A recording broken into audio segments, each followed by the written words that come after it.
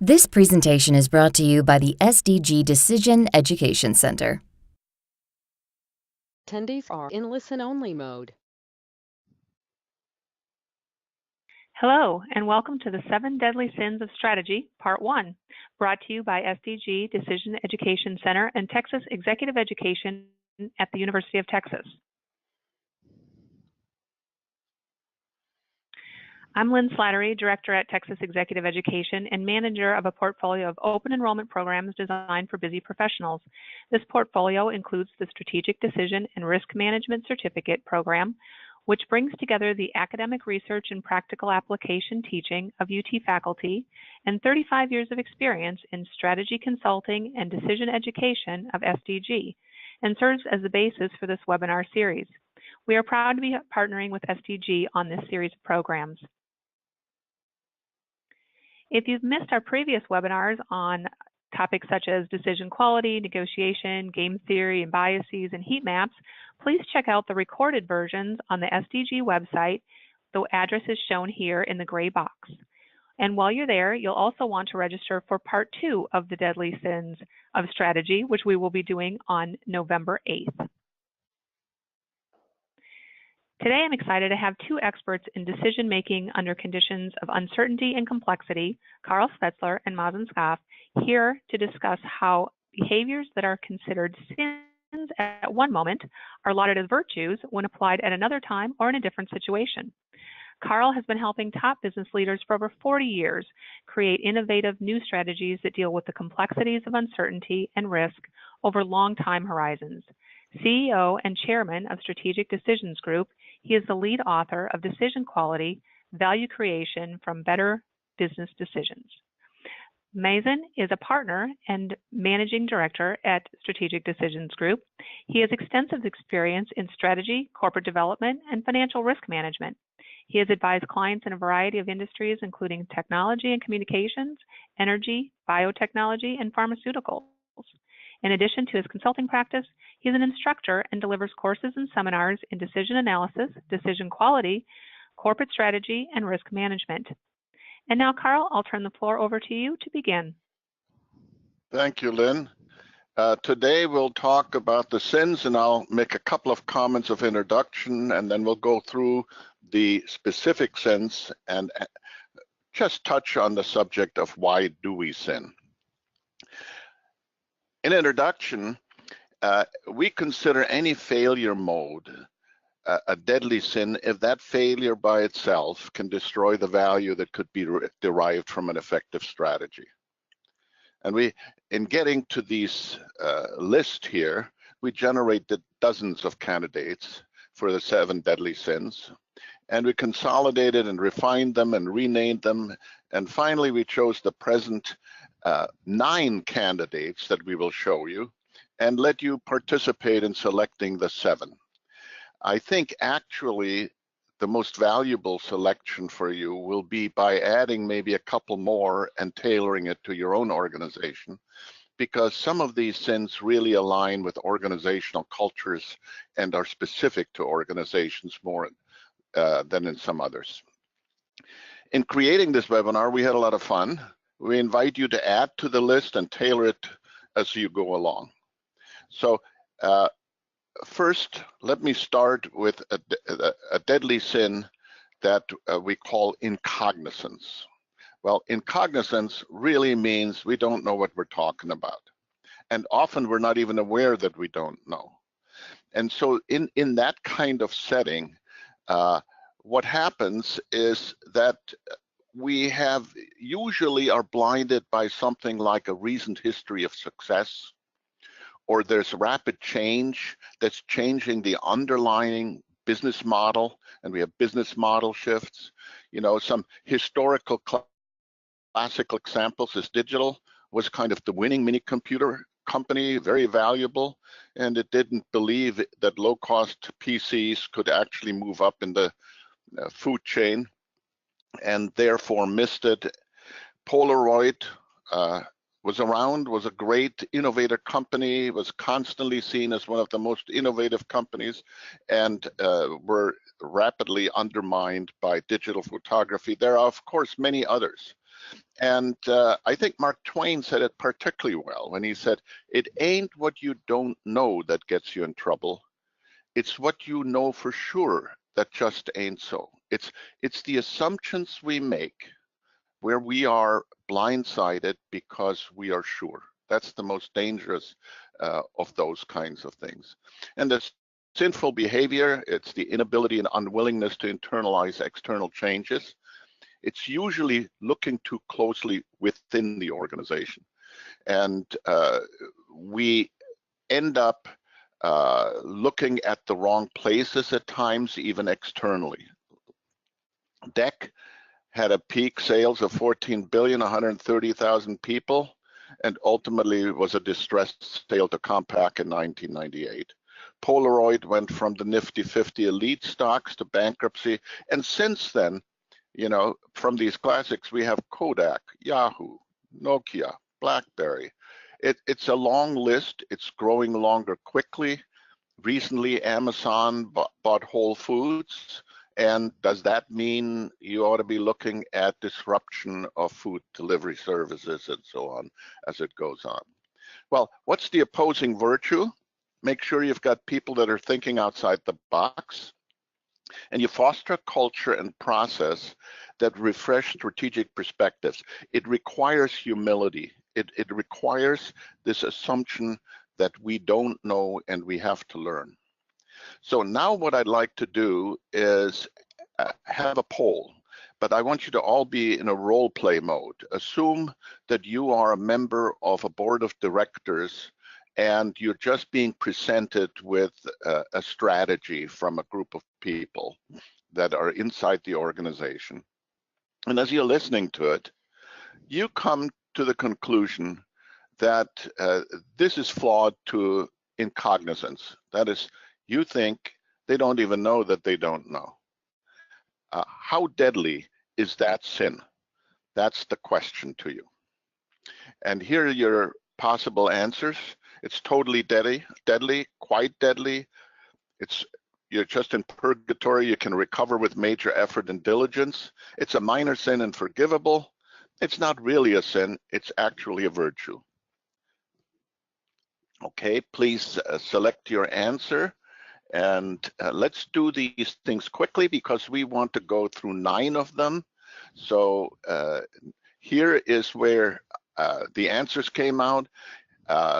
57% of you thought it's quite deadly, likely a strategy failure.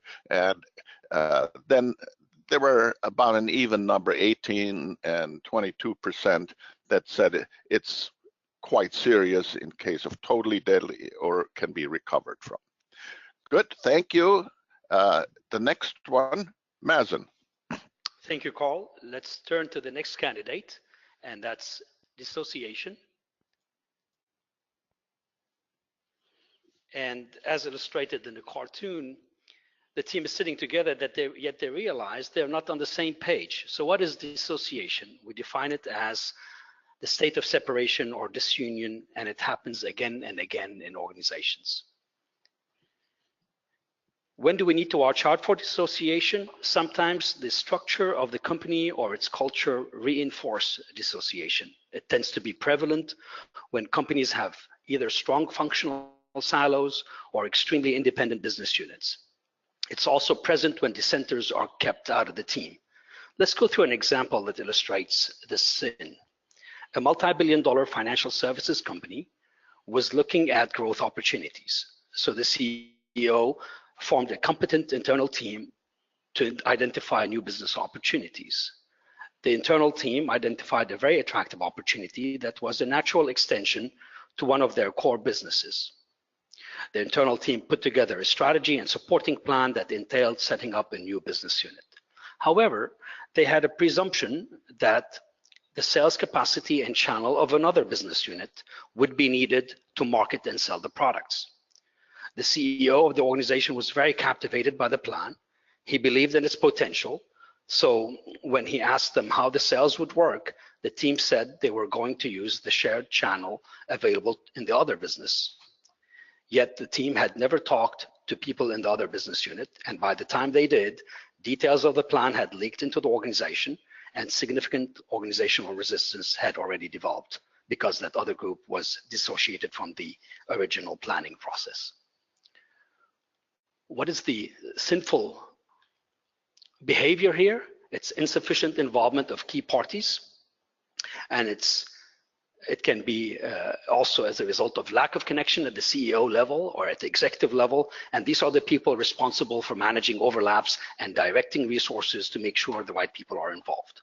What are the results that we usually see in the cases of dissociation? Failure to reach a shared understanding of the problem. People may be solving the wrong decision or addressing the wrong decision opportunity. Lack of buy-in at the end of the strategy process, particularly by implementers who are essential for implementation success. And in the example we dealt with, the once promising opportunity was met with significant resistance, and eventually the CEO had to quietly let the plan die. What is the opposing virtue? It's fostering a culture of inclusion and a process that involves the right people in the right way at the right time. It may seem simple, yet this sin occurs again and again, particularly in multi-level and complex organizations. People have to watch out for this sin of dissociation at different levels. So let's turn now to the poll. How deadly is dissociation? Same questions we asked before. Please provide us with your votes and we'll look at the results. Okay, I'm glad we're able to do these things relatively quickly. And here's where we are. This one, I think people are giving it even more, or it's right about up there with the previous deadly sin. Let's go to the next one. And this one, we are, why is this not going forward?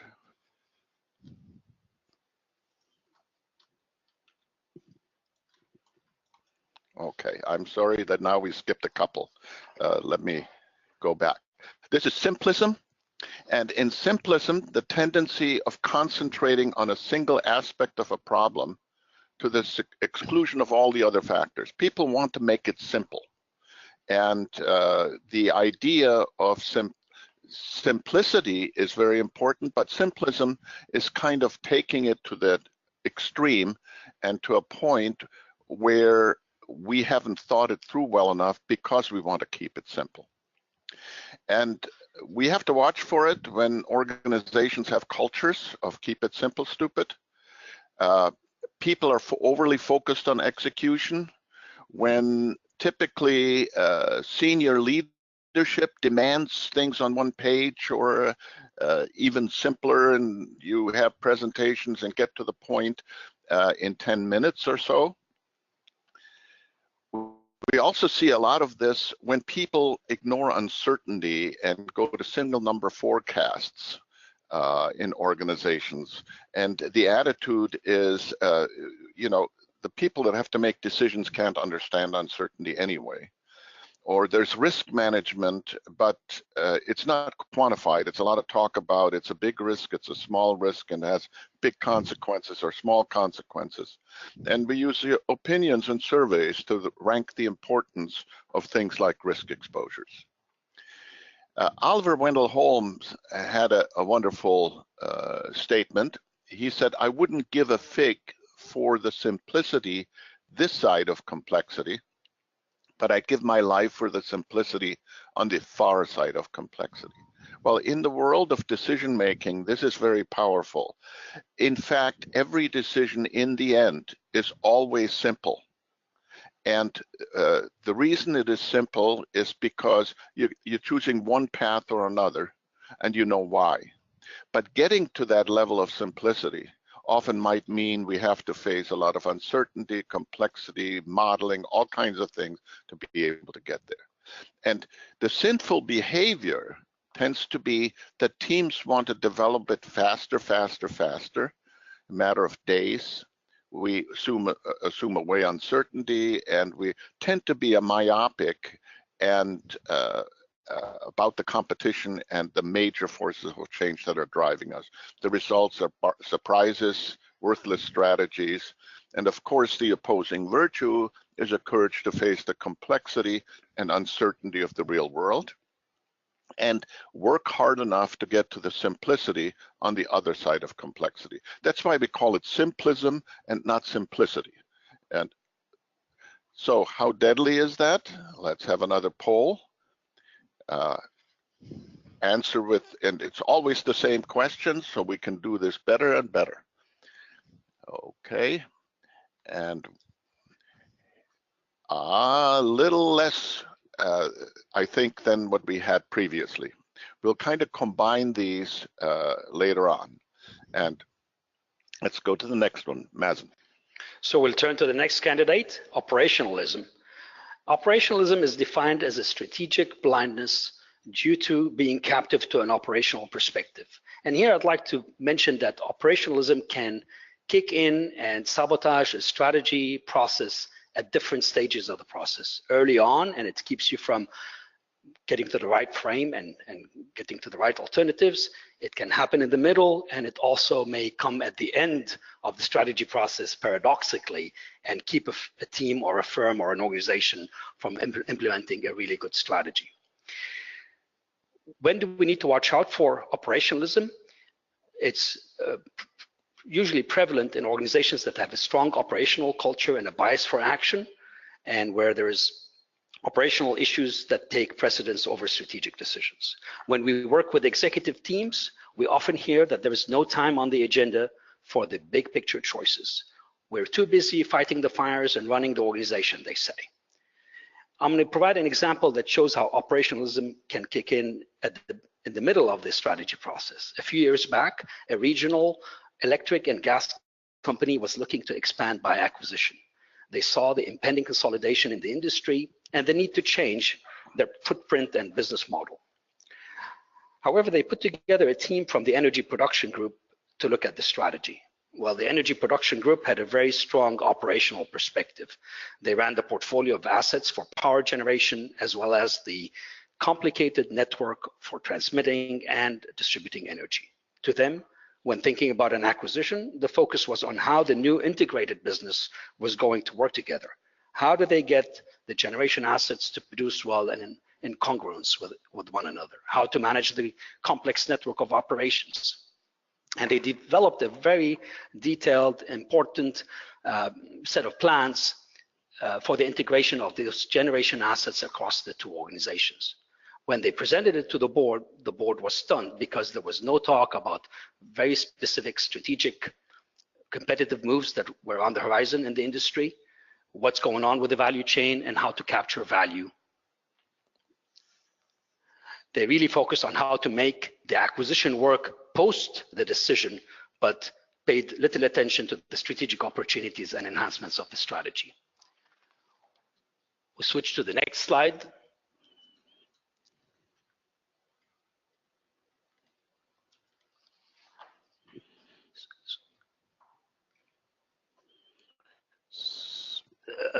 Kristen. How deadly is operationalism?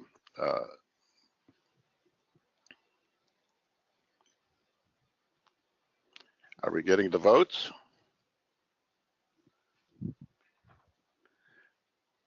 I think it's right there in the middle again. Let's go to the next one. And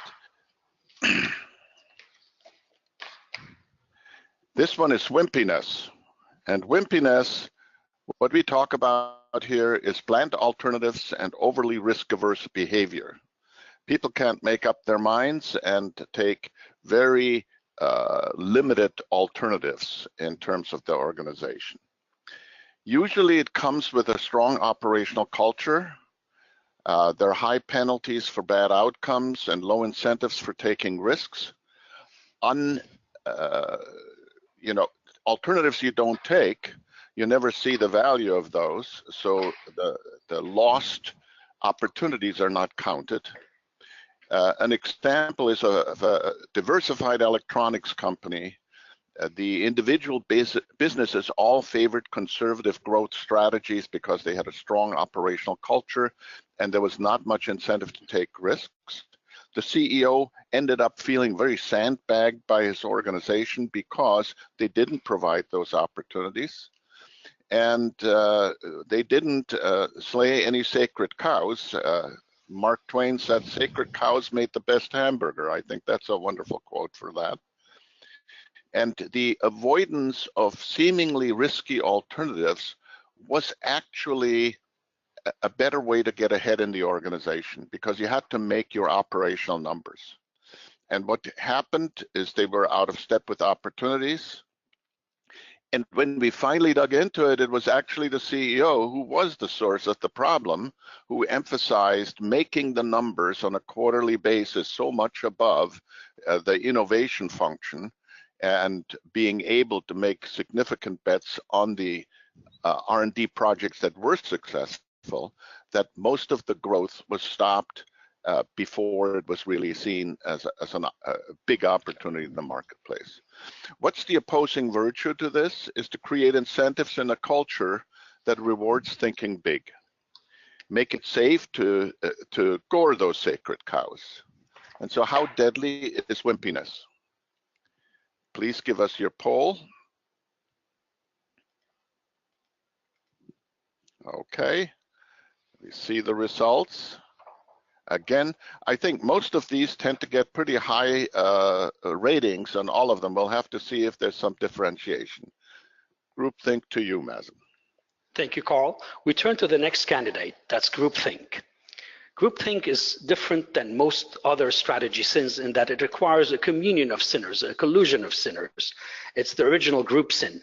Also, as the cartoon does suggest, companies and organizations are often unaware of how they may be increasing the risk of groupthink through the lack of diversity and baking it into the culture. What is groupthink? It's a psychological phenomenon that occurs within a group of people among whom the desire for harmony or conformity in the group results in irrational or dysfunctional decision-making. Group members try to minimize conflict and reach a consensus decision without critical evaluation of alternative viewpoints. And they actively suppress dissenting viewpoints, and they try to isolate themselves from outside influences. When do we need to watch out for groupthink? Especially when many people of the team or on the team seem to have similar experiences and preferences. And when you feel that people are engaging in self-censorship and agreeing just to preserve conformity within the group. A classic case example is Swiss Air. They were once revered as the flying bank. The Swiss airline company was for a period of time one of the world's most successful airlines. However, the boardroom culture was heavily symptomatic of a groupthink environment. Very similar social backgrounds and similar levels of financial experience. Add to that an overwhelming sense of invulnerability spurred by the firm's early success. This allowed for a like-minded leadership team to implement what was called at the time a hunter strategy focused on expansion through acquisitions, and they conducted a number of ill-advised acquisitions that Swiss Air simply didn't have the capital to maintain. So they ratcheted up the debt and the leverage, and on top of that, their internal illusion of invulnerability caused a failure to react to certain developments in the industry, particularly up-and-coming budget airline competitors like Ryanair and EasyJet. No one on the board spoke up, and eventually the value of the assets of the company plummeted, and this led to a temporary bailout by the Swiss federal government, and eventually operations collapsed and the holdings were liquidated. So what is the sinful behavior here? It's conformity and conflict avoidance. And usually you see a strong urge for self-censorship among the decision makers. And add to that a sense of invulnerability. The group seems totally closed to any dissenting views or any threats or any thoughts that the group may fail. And the usual results are low quality decisions that often lead to significant loss in shareholder value or even the dismantling of a company. And interventions and course corrections are delayed because the group is oblivious to the new evidence that may be presenting that they may be wrong. What is the opposing virtue? Seek and build diversity at the board level and executive team level. Foster a culture and set of processes that encourage dissent, that reward people who bring up other perspectives and support the function of devil's advocate. And if you see the group highly prone to groupthink, split the group into sub-teams when tackling strategy and decision making. So how deadly is groupthink? Okay, here we go again. We're getting faster and faster on the votes. Very good. Oh boy, this one looks like it would probably rise to the top. Yeah. So now let's talk about the next one, which we call delusion. And delusion is crafting a strategy without any real grounding in the reality. And I don't know how we get this kind of wishful thinking, but we see it again and again in organizations. Usually it is supported with very selective attention in terms of data and anecdotal evidence. It has a strong advocacy environment in an organization where somebody has an idea and wants to build it and win. They primarily rely on internal estimates, relatively little external calibration. Here's a good example. Your IT organization says we're the best among our competitors, but you don't have a good, strong external peer review. Or here's an example that we ran into not that long ago, where an organization kind of pushed off robo-advice as not being able to compete with the personal relationships of trusted advisors.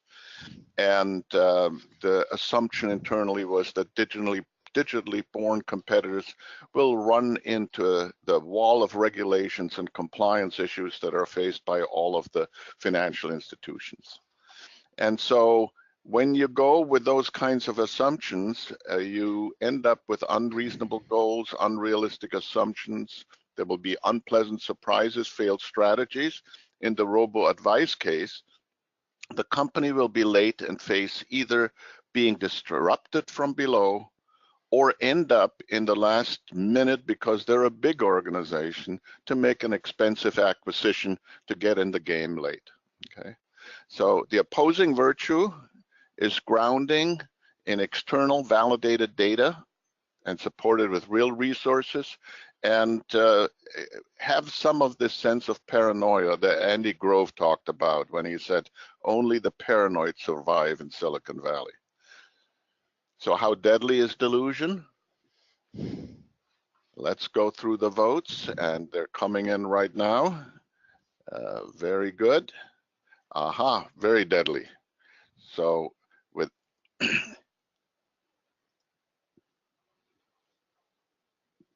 on to you to talk about pride. Now we turn to the next candidate, pride. The cartoon might be on the ridiculous side in terms of how a company believes in its ability to change the universe. However, it does not really exaggerate the degree to which the sin of pride has been committed by several large companies.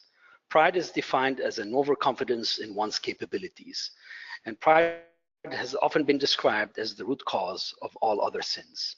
Also, from a philosophical perspective, often organizations that commit the sin of pride place a very low probability, almost a zero probability, on them being wrong, and this gets in the way of learning and adjustment as new information and evidence becomes available.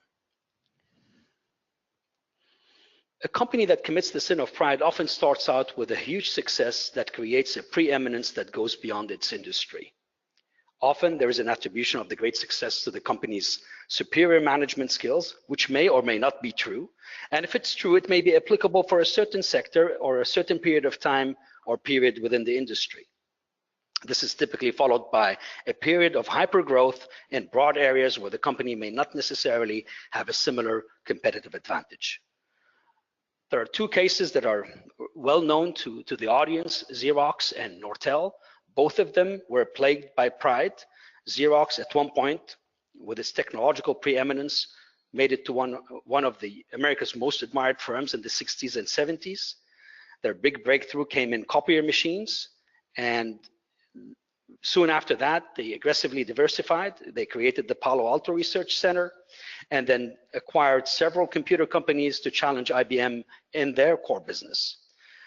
The trouble started when Xerox was forced to share its technology to settle an antitrust complaint, and this undermined its own core business and opened the door to aggressive competition from Japanese competitors like Canon and Ricoh. Xerox ultimately exited both the computer and financial services business that it had entered earlier by acquisition, and since then, it's been very hard for them to find a sustainable strategy and business model. Nortel, on the other side, at one point, it was the 9th most valuable corporation in the world by market cap, and then within a decade, went bankrupt and ceased operations.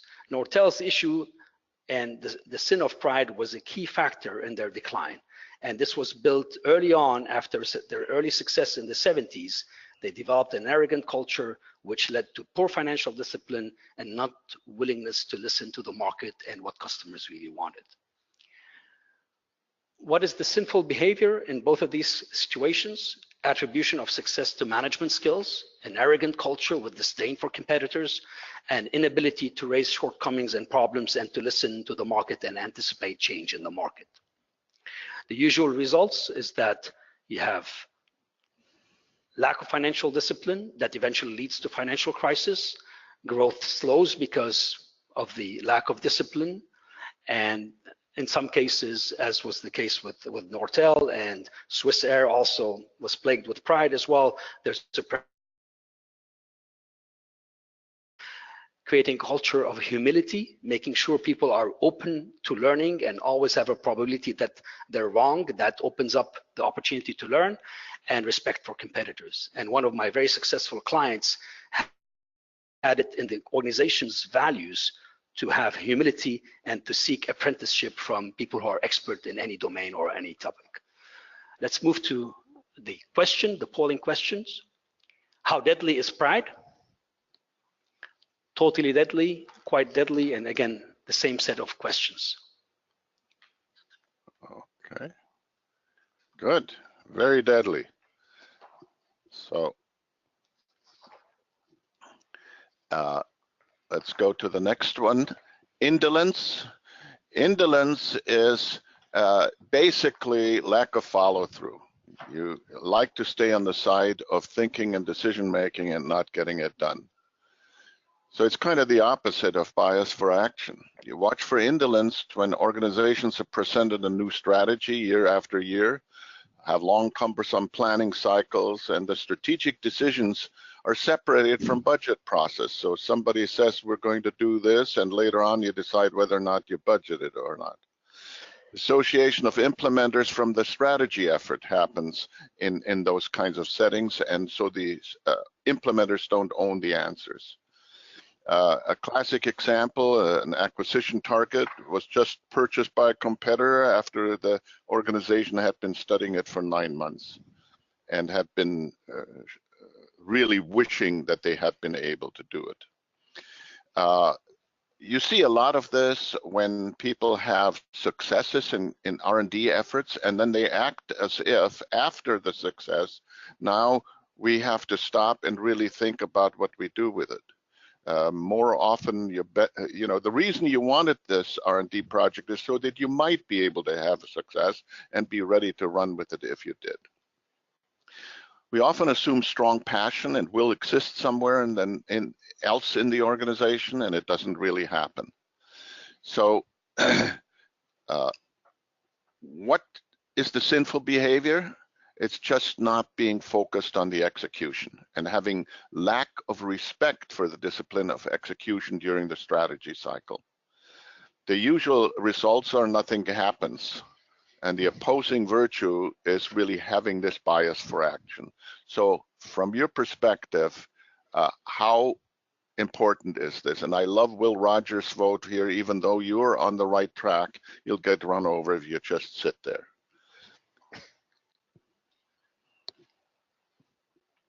Okay, we're getting the votes in. Thank you. Very deadly, we can see. And so we have 9 sins here. We've identified them for you. And why do we sin? It's pretty straightforward. It's built into our human nature. These are not really surprises once you understand the cognitive and social biases that are wired into humans and that happen when we work together. Things like comfort zone and motivational biases, perception biases, fallacies in reasoning, and groupthink. And next time, we're going to talk about, so what can we do about these sins? And we'll recap quickly what we had in them. And let me turn it to you, Lynn, to talk about the upcoming courses and what opportunities there are to learn more about these topics. Awesome. Thank you, Carl and Mazen, for bringing us your expert insights on the 7 deadly sins of strategy. I know you ended up with a few extras, so I guess everybody can decide which ones they need to focus on the most. That was really interesting. As we prepare for Q&A, I wanted to share with today's participants how they can take part in a more in-depth and expanded program. As I mentioned at the beginning, this topic is part of our SDRM program, and on your screen you'll see an outline of the upcoming classes, as well as the website and email address for additional information and registration. Any of these classes can be taken individually, or they can be combined to earn your SDRM certificate. So now, as we move to our first question, we have one more quick poll we would appreciate your responses to in regard to your interest in the SDRM series. So while the audience is completing the survey, let's go to our questions. One of our listeners had asked, how do strategic sins differ across the strata, the layers of a company, from department to division to group to corporate entity? And I'll turn this one to you, Mazen, to start with. Thank you, Lynn. That's an excellent question, and to address it fairly may need more time than is allotted here, but let's address that briefly. As the organization becomes more complex with multiple divisions or business units, the more prone the organization is to various sins, even if people have to be more vigilant to counterbalance or intervene to counter these sins. And I'll give some examples. As an organization becomes more complex, the sin of dissociation, for example, takes on different meanings, where you might have one business division or business unit that is using different assumptions about a certain uncertainty that's common across the organization than what another business is using. And this happens in some of the best run organizations around the world. And whether it's the corporate center or people involved in the management of the different business divisions and business units, they need to act consciously to counter these sins. Similarly, the sin of groupthink or incognizance or simplism takes on different meanings when you have such large, complex organizations. And there are specific methods and ways to foster decision-focused dialogues at multiple layers within the organization that we will address as part of the next webinar, and we will continue on this specific topic as well. Yeah. Awesome, thank you very much. Yeah, we have a lot of questions that are around what do we do about these sins now that we've kind of discovered them and talked about them. What do we do about them? Well, Lynn, that points to the next. So I hope people stay tuned for the next webinar. We'll give you the results of all these polls pulled together and then lay out, so what can we do to improve in our behaviors against these sins. Thank you all. Wonderful. Thank you, Carl. Thank you, Mazen. I also want to say thank you to our participants for spending your time and energy with us today. That is all the time we have for today. We will be answering more questions offline that we didn't get to during this time. We look forward to connecting with you again soon and look forward to seeing you next time for part 2. Thank you very much. Have a great day.